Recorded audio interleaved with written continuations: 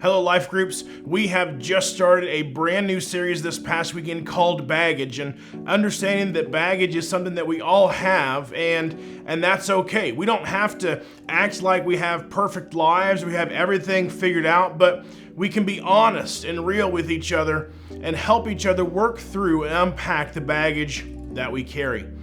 In his message, Pastor Derek talked about the baggage of ongoing sin. Right? We're imperfect people living in an imperfect world. Sin is something that we have to deal with and struggle with on a daily basis. Sin is a struggle because we know better, because we have to accept responsibility for our mistakes, and because there is a war going on inside of us. It's a battle. There will be hills, there will be valleys. Sin impacts us all, but the key to victory over sin lies not in ourselves, but in God and in His faithfulness towards us.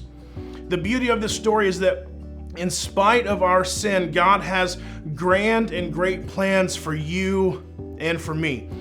And just because we have grace, right, that doesn't mean that we keep sinning just because we know God will forgive us. Paul in Romans 6 even says, then, should we keep on sinning so that God can show us more and more of His wonderful grace? Of course not.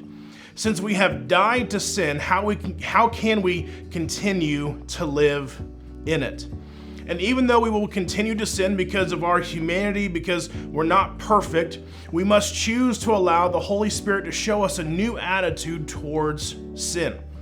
Romans 12 tells us that we're not to copy the patterns and the behaviors and customs of this world, but we're to let God transform us into a new person by changing the way we think. And by changing the way we think and by changing our attitude towards sin, that is how we begin to let go of the baggage of ongoing sin. Enjoy your discussion today.